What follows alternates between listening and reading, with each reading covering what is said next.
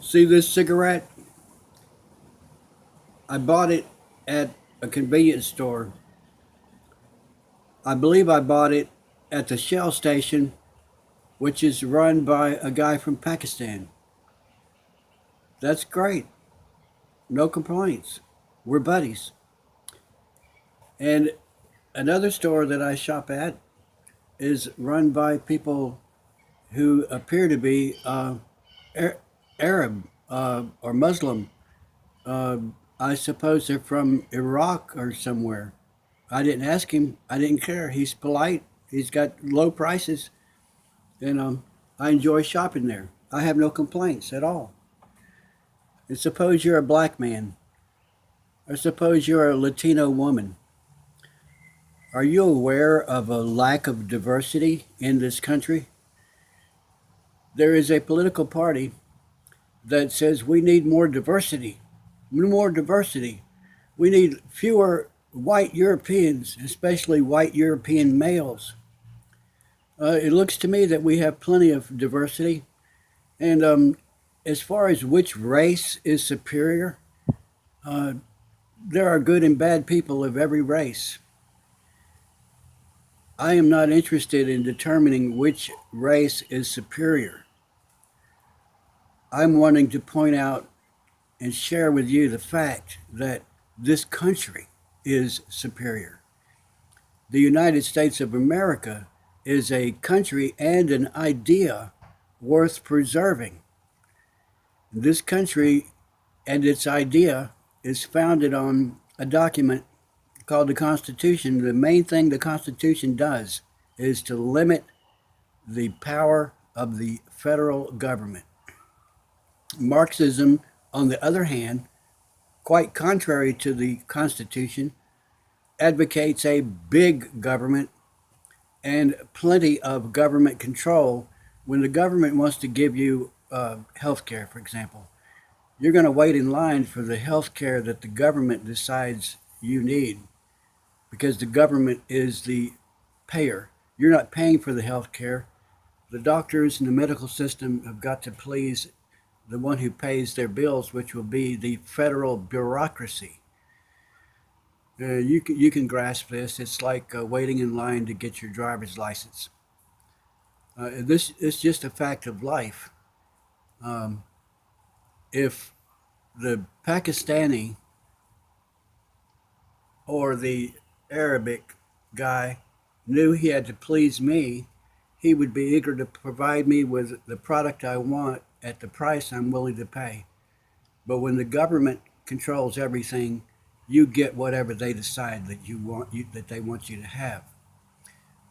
So this country is being transformed from what it was into what it should not become.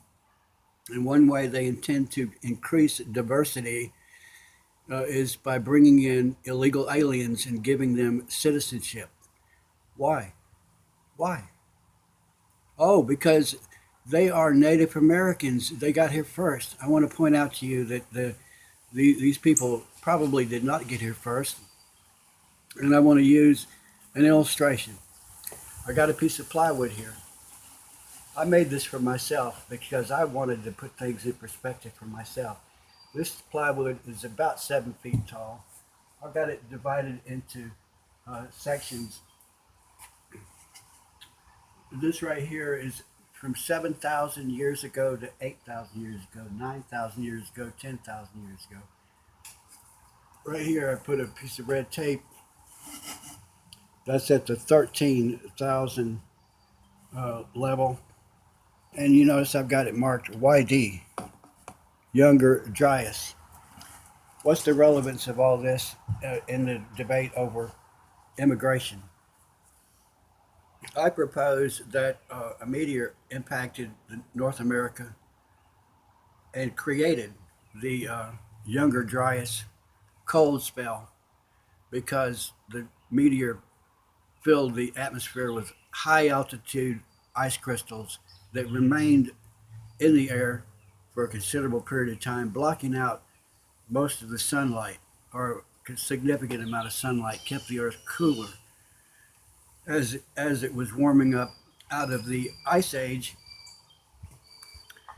The Ice Age is everything below this level. This is the Ice Age from this point on down to about 100,000 years ago, the Ice Age. Al Gore's climate chart that he pointed to when he gave his speeches about man-made global warming was the Vostok ice core chart.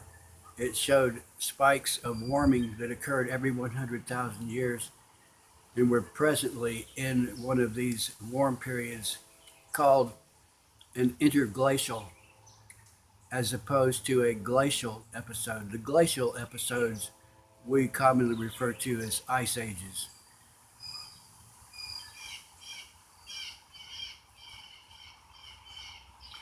Every time the snow falls, every winter, a layer of snow builds up and traps evidence of what went on in the atmosphere in each layer.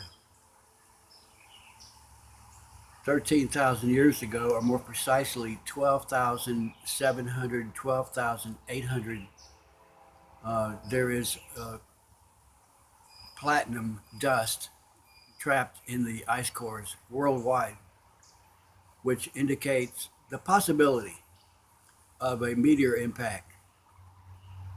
And when archaeologists dig through soil layers looking for evidence of prehistoric people, they find projectile points used to hunt animals. These projectile points are made out of stone, brittle stone that's been chipped and fashioned into spear points or arrowheads. They have what they call the Clovis layer. And above this layer, there are no large animals in North America. Below this layer, you commonly find evidence of mastodons or woolly mammoths, which are related to elephants in North America. Something happened approximately 13,000 years ago to wipe out these so-called megafauna, the big animals. And they also wiped out North Americans who were here during that time. North Americans, Native Americans, living in what is now the continental United States. Projectile points are found associated with mastodon bones. The conventional wisdom is that these are Siberians who came across the Bering Strait into Alaska. However, these projectile points look very much like projectile points found by Stone Age hunters living in what is now Europe. And this is known as the Solutrean hypothesis. If you bring this up in public, the lefties will try to shut you down and laugh you into silence and say you're contrary to consensus.